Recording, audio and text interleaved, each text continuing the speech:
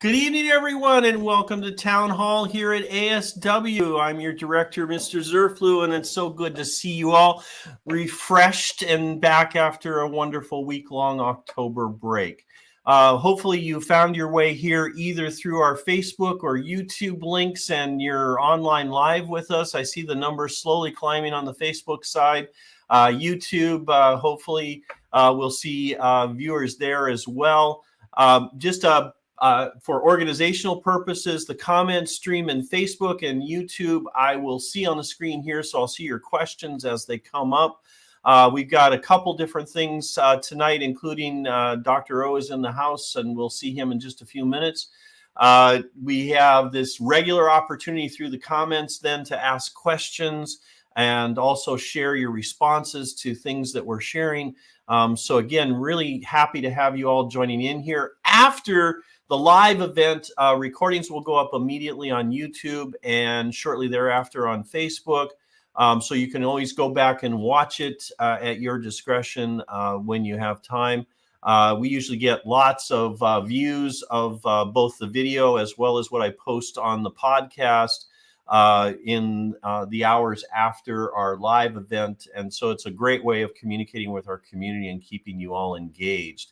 We'll talk about results of reentry testing and such with Dr. O, and also the current status of the community and the environment at the end tonight. But we're going to start by talking about how we're getting back to school tomorrow, and particularly Friday and our PTO. So I want to, and our UN day. So I want to bring in our PTO representatives. There's Maria, there's Rupali. Ladies, welcome as always to the town hall. And let's talk about UN Day. We got all of our stuff in e-notes today in a rush after coming back from holiday. And I think we've got everything up and running. But tell us more. What do we got on tap for Friday and our Day of Diversity? Oh, Maria, you're muted, so you're going to have to hit your button there. Okay. I always do that. It's my best introduction to be muted. So, there you go. Good evening, everyone. Welcome back. We're really excited for the UN Day because I think it's the most beautiful time of the year to celebrate diversity, to embrace all the cultures, because this is the fun and the blessing of the international community, right? Getting to know different cultures, making friendships with people from other countries. I mean, if I was thinking before that if my children were in Greece studying in a Greek school, we wouldn't have had the opportunity to make friends with Rupali from India, or there you go. with you from the US. I mean, it's a blessing, and it's the time to embrace this opportunity and to be grateful. And with Rupali, we came up, and with the PTO board members, we came up with this new idea of embracing the UN celebration with the truck, the deck your car idea. And it's a safe idea. It brings the community again together. I know that people wanted to celebrate in the traditional way, but at this point and under these circumstances, we cannot do it. But we can always be creative.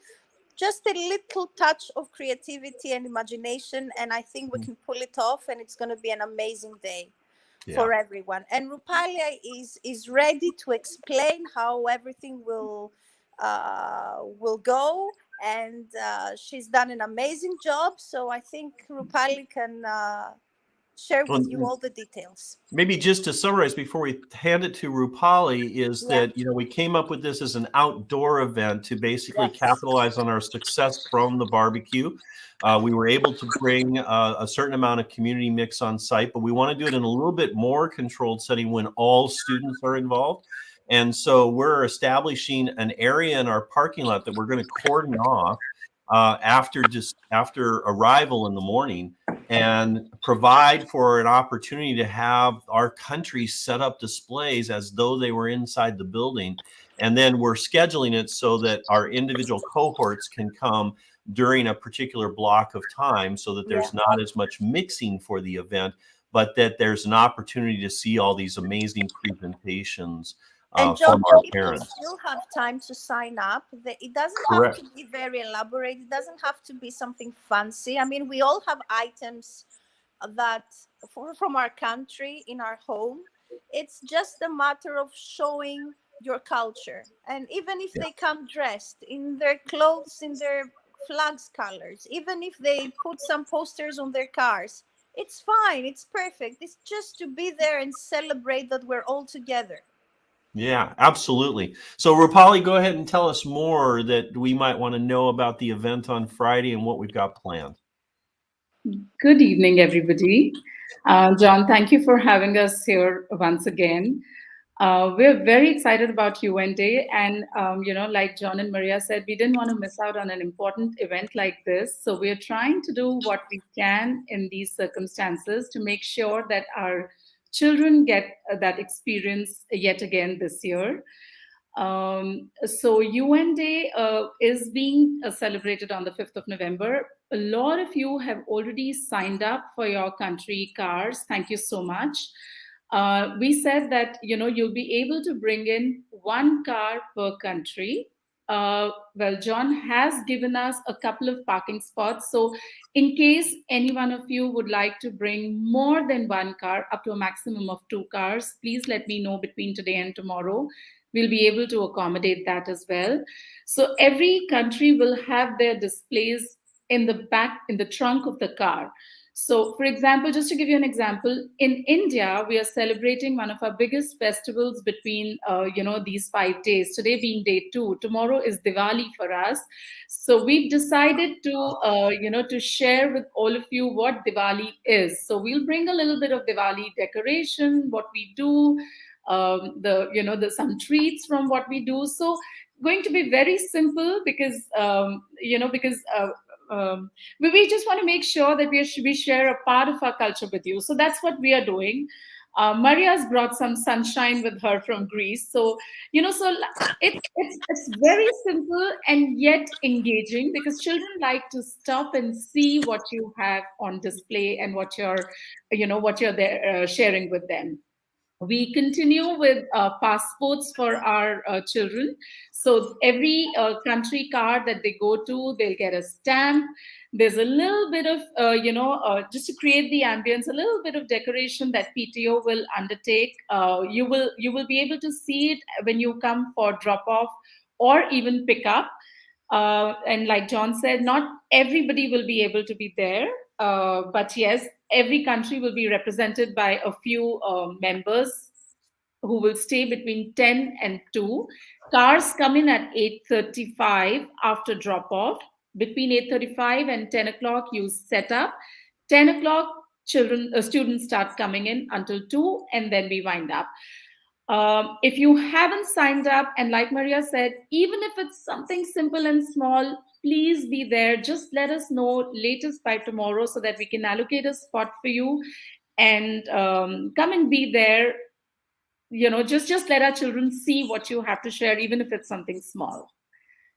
And we've got potential for treats to be handed out, but the difference this year is they're going to be individually packaged, so the kids will take them back to their classrooms with them, where they can enjoy them as they're sharing with their friends about the different countries that they've seen back in the classroom. Right. So we're going to give them, John, some paper bags, in the beginning. The moment they enter, we'll hand over a paper bag to them so that they can collect their treats and they can go back to their classrooms, and at their designated time, they can eat. So every country is bringing some treats individually wrapped so that there is no, touching, and it's all done hygienically.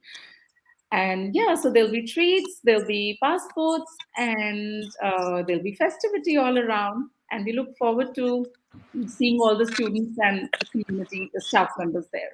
And a nice walk on a beautiful fall day. Absolutely.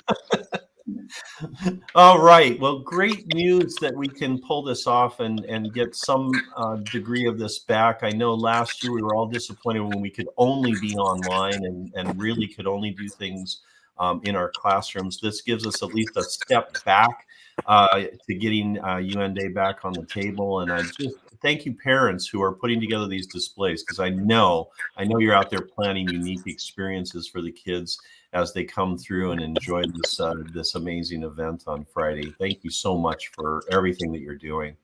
Maria, back to you, because I think you've got some other things to share that are PTO related. Do you want to throw those on the table? Yes, I would like to welcome our new PTO board members, Leah Kalmeyer, who is going to be our new events coordinator. She's from the US, and also Carla Walsworth, who's going to be our new middle school rep, again from the US. Welcome, ladies. Thank you so much for joining the PTO board. They are both looking forward to join forces with us and to help us with our events. And with Brilliant. Always great to have doing. new faces occasionally. And Yeah, join. and it's nice to have new faces, and it's all about getting new people on the boat, right? Absolutely. We also have a new team member who's a grade 2 representative from South Korea. So great. So we have that as well this year. So In-young is going to take over as a grade 2 rep from Leah. So we have somebody representing South Korea in our PTO team now. Yeah. Is that, and when you start thinking about it, it's actually this amazing dynamic team that goes from the board level down to the grade level reps, down to the divisional reps, and right down into the classrooms. And they're all planning these various little components that are meant to support and enhance community. So thank you one and all. And to the new faces, welcome to the team. All right. Well, thank you very much for joining me tonight to give everybody a quick view of things. It's just great to have PTO here on a regular basis telling us about all the things that are on the horizon. I know we're still planning other things that are coming up in the weeks and months ahead, although we know that this time from now until the winter break is going to go very quickly. So we'll have to brace ourselves and hold on tight as we work our way towards the winter holiday. Thanks, ladies, for joining me. Have a wonderful evening. Bye. Bye, everyone. Bye. And with that, I'm going to bring in our board chair, Kayla Bonka. Kay, how are you doing this evening? I know we wanted to just share a little bit about how things are going on the governance level, but welcome. Thank you so much for having me, John. It's always a pleasure to see people here, spread the word about these town halls, and talk about what the board is doing, for not only for the school, but the wider community. And it is all about, our students, our kids. So I'm very much honored to serve with a board that is super committed and passionate. And there's a lot going on. We've been very busy, everything from our own goals, all kinds of goals on every level, to budget work, moving ahead to next year, looking at the calendar, and eventually elections in April. And there will be some open seats. So I know we've already started kind of having conversations with people who might be interested. So if that is something that you'd like to know more about, John, I know you also lead an aspiring board member training. So the first session of that is actually tomorrow night. We have some participants that'll be joining me. They signed up, and we've already sent confirmation to them today. If there's anybody out there that still wants to squeak into tomorrow night's opportunity, please just write me directly at director@aswarsaw.org, and I'm happy to try to squeeze you in. It's a video Zoom-based training session, so you can do it from the comfort of your own home. There's no travel required. So please, if there's somebody out there that still wants to join us, just reach out to me or my office, or call us here at 702-8540 and talk to Beata. She'll get you on the list, and I'm happy to have additional participants tomorrow. There is space available. So, and then there will be another opportunity that will come up in, I believe it's February.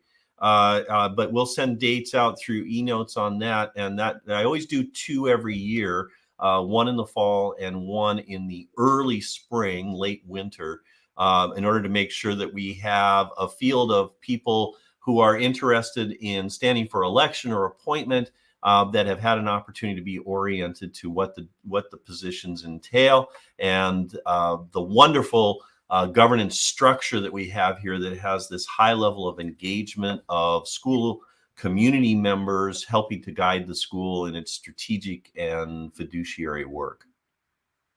And speaking of our work, we have our second action meeting this coming Monday, the 8th.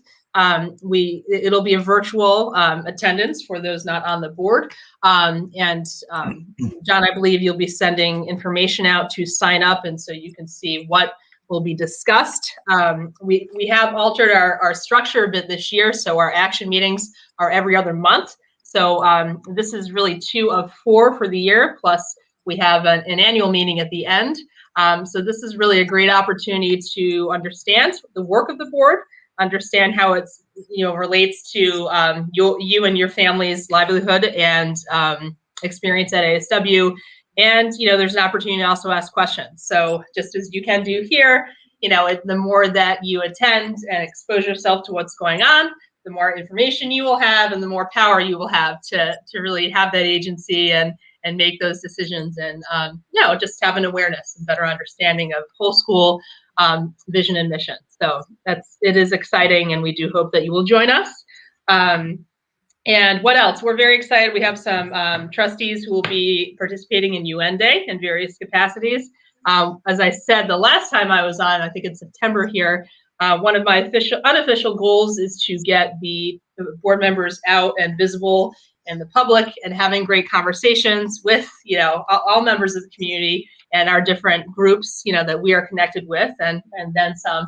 And so we really welcome that conversation. We want to hear from you and what your what's going well for you, what maybe any frustration, and then we can use the proper channels to figure out how to best support and find answers for you. Does that make sense, John? Yeah, absolutely. I mean, I think a focus of the board this year has been on communication and trying to build that transparency. And a big piece of that is just making sure we have a lot of visibility at the various events throughout the year. And please walk up to myself or to board members. I can direct you to board members and point them out in the crowd. We love that kind of talking and interaction when opportunity provides itself. And yes, on the board meetings, the packets, access to the materials, the public materials of the board meeting, as well as the time and the details for the link to the board meeting go out every Friday before any action meeting. So look for those Friday, and you'll have those in the usual update channel so that you can access that information and then join us. And we should hasten to mention that in every action meeting, there's also a public comments section. And so it's your opportunity to share your thoughts and comments with the board directly. It's not that we'll take action on those comments right in the moment, but we welcome that opportunity for the community to share with us their perspective. And it's an important component of the board's work to have community engagement and have the community share their points of view in this public format and setting that is part of our board meetings. And so please do feel free to avail yourself of that. Again, information about that comes out with that Friday packet so that you can be prepared to see when in the agenda that opportunity emerges. It's important dialogue. We want to know what matters to you, and that helps us, have the pulse on, what the situation is and move forward effectively. So absolutely. All right. Well, Kate, I think that gives us the board update, and hopefully it'll encourage a few more people to join us on Monday if not in the board training or those other opportunities as well. We'll certainly look forward to that.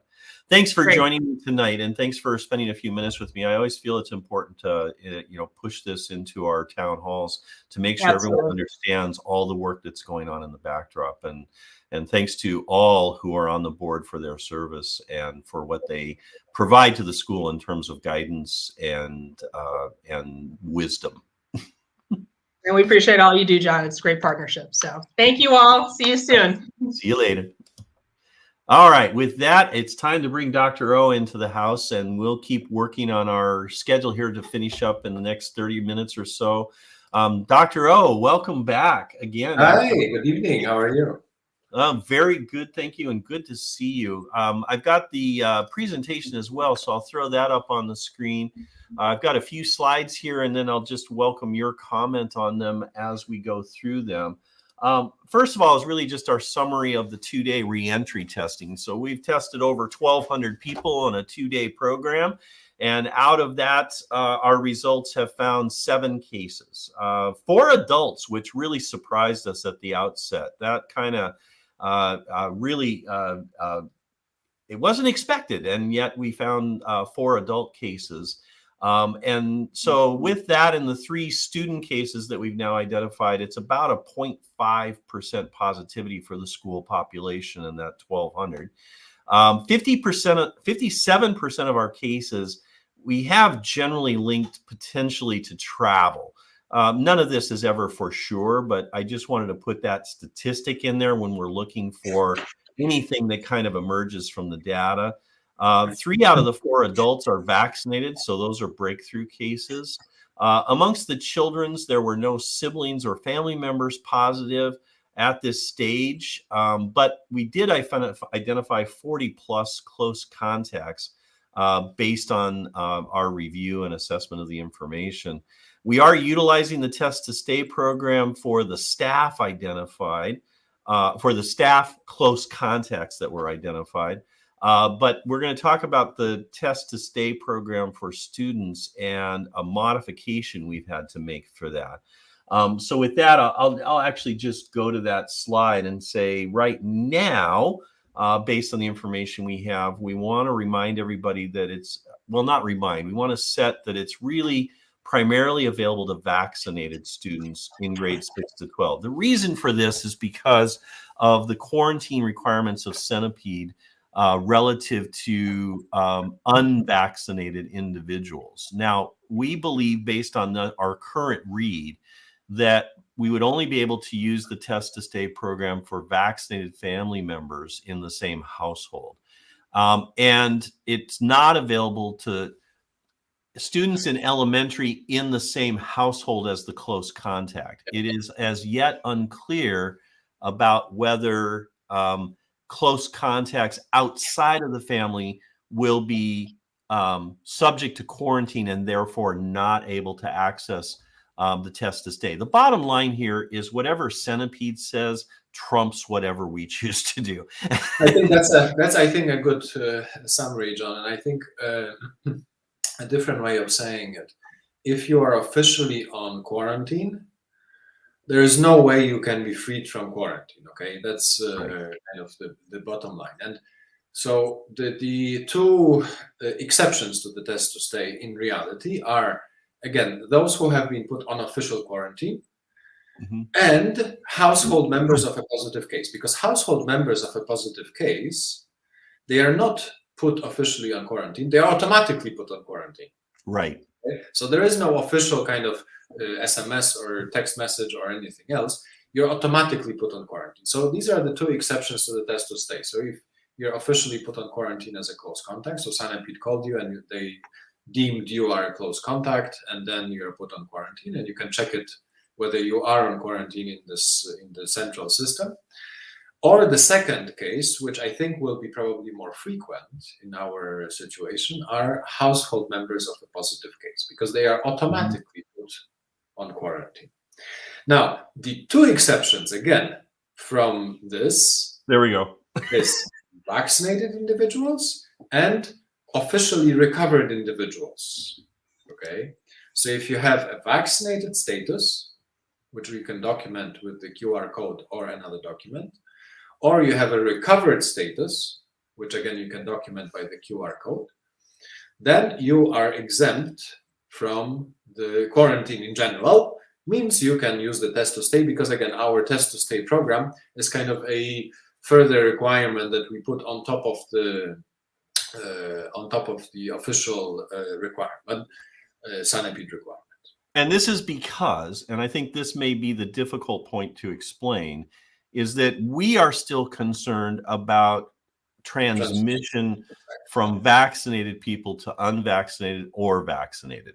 And so transmission amongst vaccinated is still a concern to us. And if we look at our case history so far this year, that's a warranted claim, because our spread has been amongst vaccinated individuals. Absolutely. And that's upper school and adults. And it's not just us, it's been documented in clinical studies that vaccinated individuals or recovered individuals, they do contract the virus, they do spread the virus, okay? Mhm. It's the contracting the virus and spreading the virus is less frequent in those individuals than in unvaccinated or unrecovered, but it's not zero, okay? It's Mhm. maybe 50% less frequent, but it's not 0%, it's not 100% less frequent. So hence the possibility of transmission, especially again, we discussed it last time, I think, as time goes by, the kind of strength of the vaccination that it provides is diminishing. Okay, so unless you get the booster, which I got last week, and I hope many of us will be able to get it very soon. Then I would say that the vaccinated status, even though we have this vaccinated status officially, from a medical standpoint, being a vaccinated person 1 month after the second dose is stronger than being a vaccinated individual 7-8 months after the second dose. Yeah.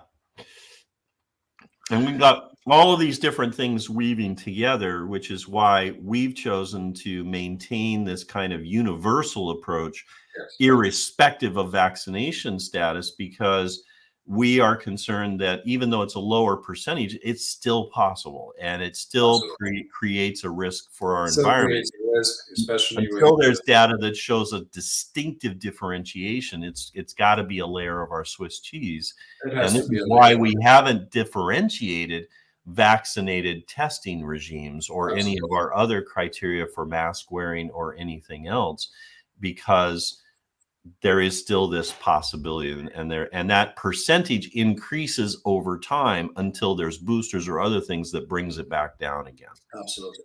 And if you look at the countries where which for kind of many have become the good practices, the gold standard, if you will,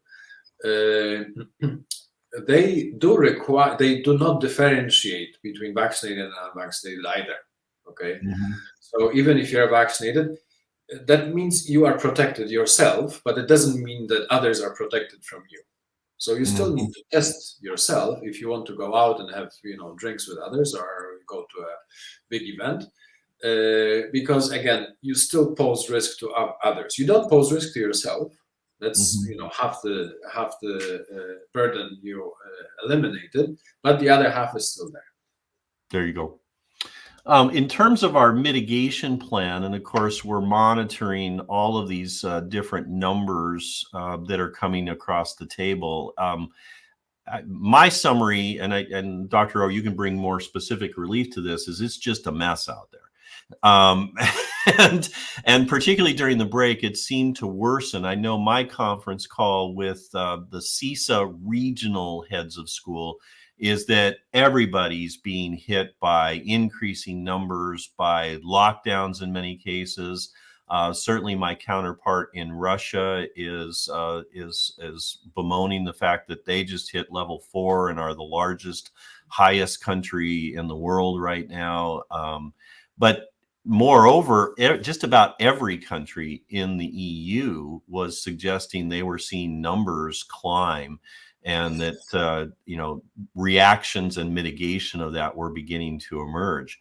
For our mitigation plan, we still have this kind of mixed picture.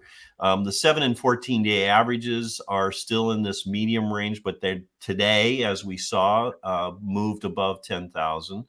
And so that's worrying. I think, Dr. O, you suggested, based on your research and the experts that you're listening to, that those numbers are going to continue higher through November, possibly into December, before we might see a peak and some kind of resolution. I think you were saying earlier to me today that they're concerned now about hospitalization and some of the equipment demands that are emerging. Yeah, we do have, close to a half of the ventilators now utilized, a little less. But I think, if we triple the number of cases, Obviously, we will triple the number of hospitalizations and ventilators needed. So then that's when we kind of reach capacity or even exceed capacity. So, again, I think hopefully, again, we will not be at this stage where generalized countrywide lockdowns will be in place, but very likely more localized provincial or even sub-provincial lockdowns or restrictions will be taking place. We can see the European picture here. This was sent forward by one of the sources that I rely on, and you can kind of see the coloring and the picture that's developing. And certainly, as you said, it's very regional in nature. So if I were to pull up, I don't have it with me right now, but if I were to pull up the Poland specific picture, it's very much to the east of Poland where the greatest level of concern is emerging right now. And that's right on our doorstep. And so we do surmise that some of the influence of our numbers here is related to the eastern half of the country and what's making its way into the country more deeply. But around us on all sides, particularly with the uptick of numbers in Czechoslovakia, with countries to the south of us, Croatia and its significant increase in recent days, Brussels, a surprise, moving into Category 4 on the level map.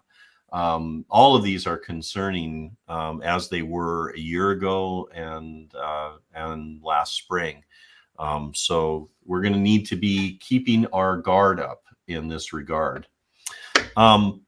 Just to make sure we're not talking all bad news, though, we do have some good news on the vaccination front. On two fronts, really.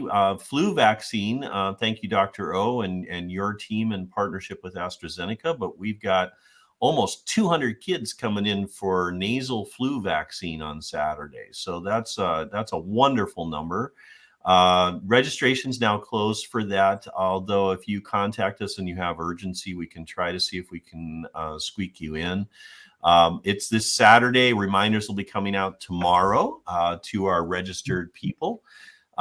We are working on flu for adults. I have a provider, and we're going to start registration next week for an additional adult flu vaccine event, currently tentatively scheduled for November 20th. And COVID boosters are on tap. So we knew earlier, and I've announced this previously, that staff boosters will take place on November 24th.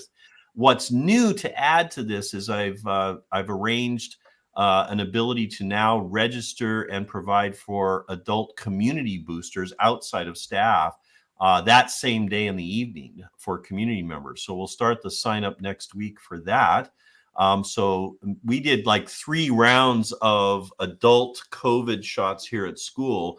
So all of those and anybody else who wants to take advantage of this, I know that there are many providers out there, so you have lots of choices, but we'll have a sign up for an opportunity here at school on the evening of the 24th after school for those who want to get their booster here on site.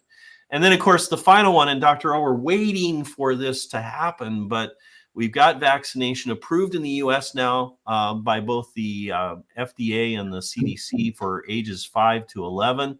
We're ready to schedule. We've got a provider. We're ready to go, but we're just waiting on EU Poland approval.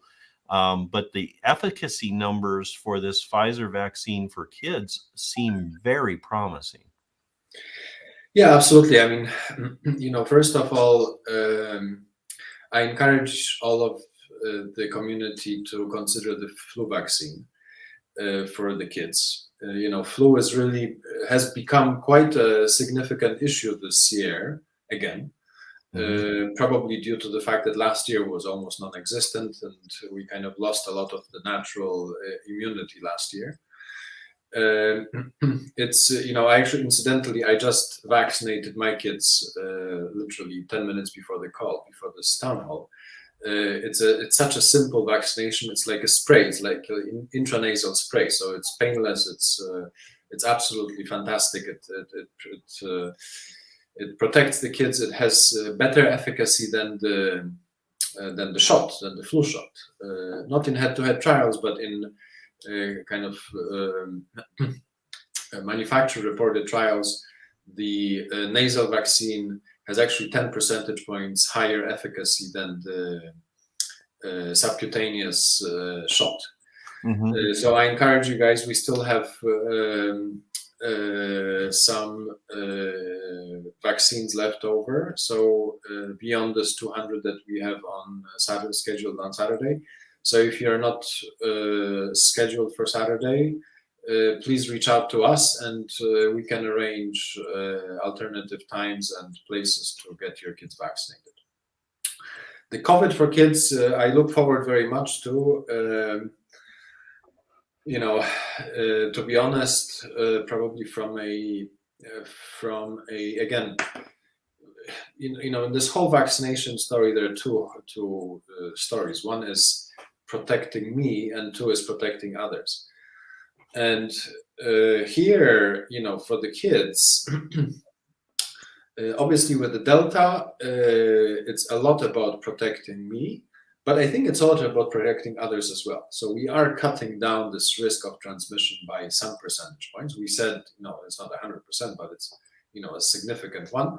And the kids, for any virus that is transmitted like SARS-CoV-2, so by aerosol, kids are the biggest vector of transmission. There's no question about it. Even the flu, and I give you an example from this nasal vaccine. One of kind of large NHS provinces in the UK introduced this compulsory nasal vaccine for kids back maybe 10 years ago. And they started a pilot in this one region for kids aged 4 and 5. Okay, so just because they start school, I think, at 4.5, so they kind of did this reception in year 1. Okay, in the UK nomenclature, so they had only in this first year in this region only about 25-30% of those kids. Just of this reception in year 1 of these two cohorts vaccinated. And in that season, the number of ER, so emergency room admissions due to flu, generally, not just among this population, but among the entire population of this region, dropped by about 65%. Wow. Okay. So 30% of the 4 and 5 year olds were vaccinated, and 70 or 65% of the rest got the benefit. Okay. Wow. So I expect that we will most likely get a similar effect with the COVID vaccination of those kids. Right. Again, for transmission. So the flu in terms of even protecting me is only about 50-60%. Right. Probably about the same for transmission. So if the COVID vaccine is 50-60% effective for transmission amongst those kids, we don't know yet, obviously, we don't have the data. But even if it's only 50-60%, we will likely see a very significant impact from this specific population. Right, within the confines of the bubble. Within the confines of the entire population of Poland. So let's see. I mean, again, this will require a significant effort to actually roll it out. And based on the adult vaccinations, Poles have not been that, let's say, receptive of the COVID vaccine. But again, from my standpoint, I strongly believe that this the specific population may have an important impact on the overall course of the pandemic. Well, fingers crossed, right? Yeah, no, absolutely. I mean, yeah. Again, the early results from the U.S. were just very promising from the trials, and I was aware of some of the kids, even from my hometown, that were involved in the trials, and And it does seem like there's just this wonderful positive uptick that say, yeah, this is a way to get us back to a more significant degree of normality. Certainly, we believe that that's having an impact at our upper school right now with this 80% rate of vaccination, that it's relieved a lot of tension in that realm. We still have this small concern of transmission amongst the vaccinated population, so that's why the protections are still in place. Plus, we have this younger unvaccinated population in the same school building, so we have to think about that. But if we get similar kinds of rates amongst our elementary families and get 60, 70, 80% of our elementary kids vaccinated, that really puts us in a place where we can seriously consider lifting a lot of the restrictions that we have in place. Absolutely. Yeah. And again, I mean, you heard me talk about vaccines in general since December last year, and on a completely separate topic, also related to vaccines, in the last couple of weeks, big news has been the approval by the FDA of a vaccine for malaria. Oh, wow.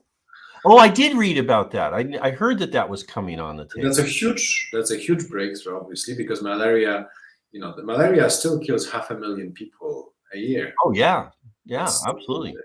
And half of those people are kids, and 99% of those kids are in Africa. And this vaccine has been approved for kids. And remind me, tell me if I'm wrong, but was this developed using the mRNA? No, this is another version, right? Yeah, so GSK, obviously is kind of, even though they have not developed the COVID vaccine, surprisingly, the GSK, so GlaxoSmithKline, the British company, they have been quite a significant player in the vaccine business, and they have worked on this malaria vaccine for years. I mean, as far as long as I remember, almost in my pharmaceutical career. And it's only now that they have actually reached, this significant milestone of FDA approval. Incidentally, they also still, since about 1988, they still have a full-time scientific team working on an HIV vaccine. Mm-hmm. Oh, I had that. I knew that was still in process as well. It's still in process, and they still have a team. I think it may be, the longest kind of serving vaccine team, and probably not the same people, obviously, but in terms of kind of the effort and the investment, I think it's the longest ever that has worked on any vaccine, and certainly on an HIV vaccine, and still have not been successful. But again, I hope, with again, COVID being such a successful one and such a quick one, we will see more and more of these vaccines coming up. Well, we know that I think I saw the other day too that Novavax has finally got something teed up that it's ready to put in front of people. Yes. And I know that the mRNA transport platform is being studied now for a more universal upper respiratory vaccine, like to handle everything in a single shot, which I find fascinating that they can figure out a way to actually do that. It just amazes me that the science is there to get to it. I mean, this mRNA, I have been involved with mRNA since about 3 years in the technology. There's actually a famous Polish professor, Jacek Jemielny, who has developed the mRNA technology and is studying it in very many indications in cancer, actually. Yes, that was the other thing, was the cancer fighting as well. So, and me and my team in another business I'm involved in, we have actually advised one of his companies on a clinical trial strategy, etc., and we have made a substantial investment in the company, and now raised some significant funding also for further clinical research. And it would be just fascinating to see this technology evolve much Wow. further than just vaccines for infectious disease and really migrate into cancer and other areas. That's brilliant. It's always good to see the silver lining of some of the things that we've been forced to deal with and how we can take some of these advances and potentially see some fruition to some other areas. It's always good to add that to our conversation and get us out of the day-to-day for at least a tad moment. Absolutely. And the other point you have always asked and we always touched briefly, but there's more and more of the drugs that are actually used in treating COVID, or kind of helping patients prevent patients with COVID, prevent the kind of severe effects of COVID. Now there's a study published just a couple of days ago in Nature on fluvoxamine, so an SSRI, like an antidepressant, that has been shown to also reduce significantly by over 90% the risk of severe course of disease, and by over 65%, by over 90% risk of death, and by over 65% risk of severe disease and hospitalization. Wow. Patients with COVID, because it actually, one of the side effects of this drug is a blockage of a certain pathway in the immune system.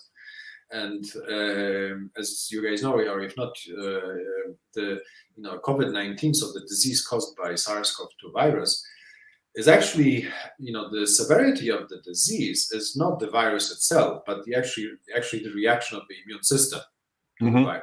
This is the dangerous part. Right. So that's the actual disease part. That's the actual disease. That's the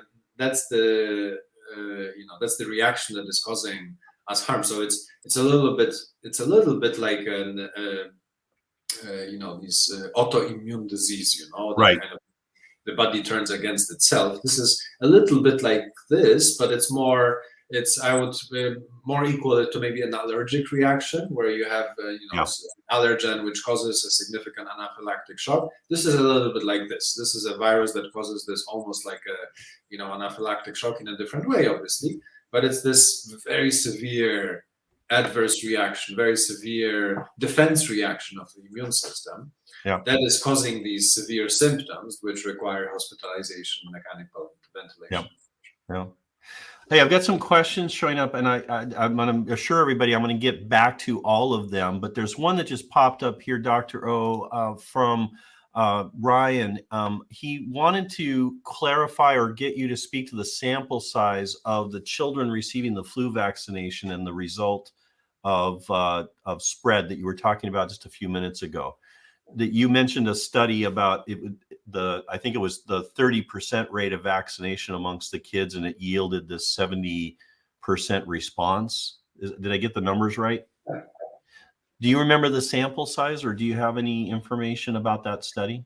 Yeah, so I can obviously send you guys the study. I mean, the pilot was that one, but now if you actually if your kids go to any primary school in the UK, you will see, sometime in September or October, your kid getting the flu vaccine. So now it's probably in the millions that they're vaccinating the kids. This pilot study maybe comprised tens of thousands. I can't remember exactly, but it was it wasn't Scotland, but it was kind of quite a large region of the NHS that actually introduced it. He was actually asking about COVID vaccine trials. Do you remember offhand for the FDA approval what the numbers were? It's small. It's usually kind of in the hundreds of, I think it was in the hundreds. Hundreds of kids? I thought it was somewhere more in the 10 to 20,000 range. I don't think it was that big. Yeah, I don't think it was that. I do know that that they did at least a few hundred in Seattle out of Children's Hospital. Probably, yeah. So that was one bubble of 100, but I thought there were thousands in the final study that was submitted. In the final study, yeah, because I think so in the original vaccine trials there were no kids. Okay. Right. But they actually had to do separate. So these were hundreds. Okay. So in the original vaccine studies. And these were blind studies as well. So Yes. these were placebo plus vaccine. Yes, but the specific pediatric studies that they have done, they were in the I think 15,000 altogether, and probably kind of half in the placebo, half in the study group. Right. Okay. That sounds more like the number I was trying to remember. Yeah. Avi had a question. This is primarily for me, I think, about why the staff member close contacts are already being allowed to use the test to stay. Well, it's not already being allowed. It was due to be launched right after break, as I've been discussing for the last, I think, almost month and a half now.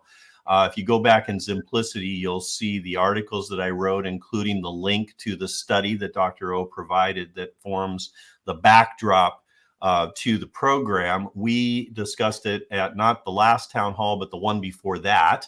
And then I've been receiving community feedback on this since that point in time with a couple of Simplicity entries. So it was just due to be launched now. And the fact that staff members are involved is just because the first cases that rolled off the table were staff positives and thus close contacts associated with that. And so it's not because of a need, it's just a program we had ready and we have offered it. And not everyone will take advantage of it, and there's no overriding need for it. In terms of the second question about notification, no, we on the basis of our normal privacy terms, we wouldn't provide notification of who's in the Test to Stay program. But again, the study and the information that we've provided suggests to us and should suggest to you that it's a perfectly safe program for making sure that we monitor close contacts during that period of time after their close contact to make sure they're not providing a risk to others. So I hope that answers those questions, but it's not anything specific to staff. It just happened to be that this is after break, which is when we said we would be implementing this all along. And it just happened that the first cases were staff cases, as you would expect coming back from the break. We did staff first thing Tuesday morning when we got back. And so that's where we were headed. The next question is about additional booster event in December. I'm hopeful. Again, don't wait for me if you can get the booster elsewhere for the groups that received their second dose later and will need to wait till December.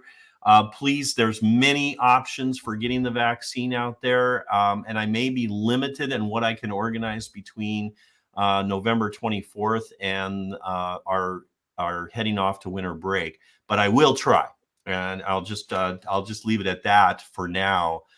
That I do want to keep trying to get vaccination done at school to the degree that we can support it. We've got some, between EpicSpert and VaxMed, we've got wonderful providers that have been very supportive of our needs.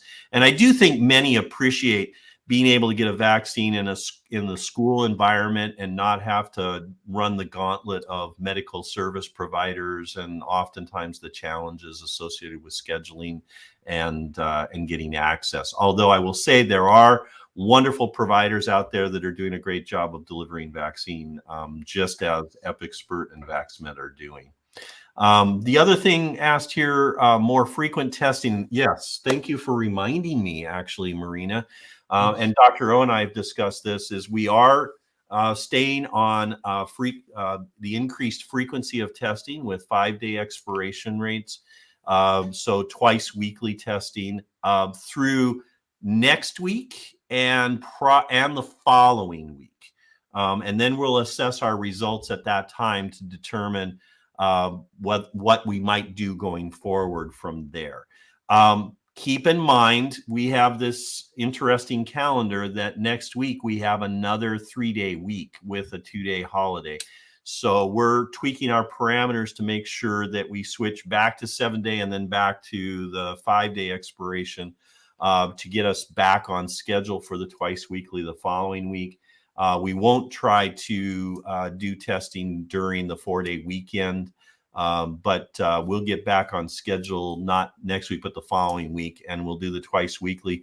We will assess the results at the end of that period of time and determine whether we'll maintain the more frequent testing or whether we'll relax back to the once per week testing.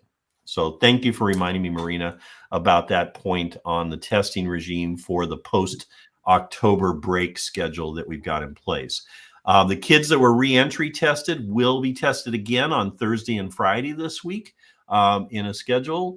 And then again on Monday, Tuesday. We have a schedule in place for 50% of the school each day.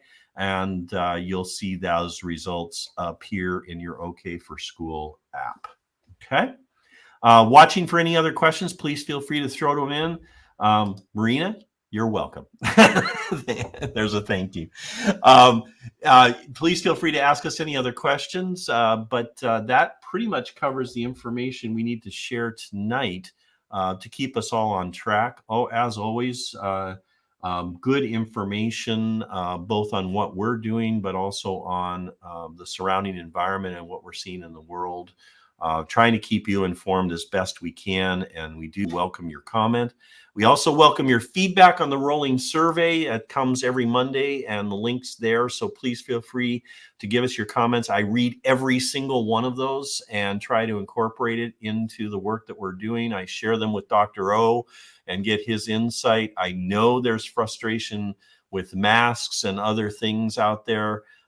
So please know we're reading all of those. We're maintaining an awareness of that. There's still good confidence in the positive comments and the things that are coming back in those surveys, but we take every single one of those submissions. And you may not have noticed, but there's a new button in that survey that if you want to talk to me after you submit your survey and give me more details, there's an option there to click and schedule a time with me, and I'm happy to do that. And Avi, you're welcome as well. Thank you for your thank you. All right, Dr. O, I'm not seeing anything else emerge in the window. Thank you again so much. This partnership continues on, and we just keep going. And Absolutely. Hopefully we'll keep going. All right, have a good evening. We'll see you later. Have a good evening. Bye.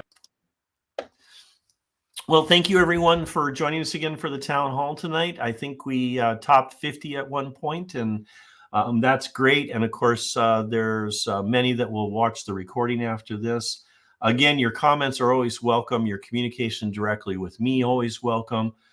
We look forward to seeing you. UN Day Friday, board meeting Monday.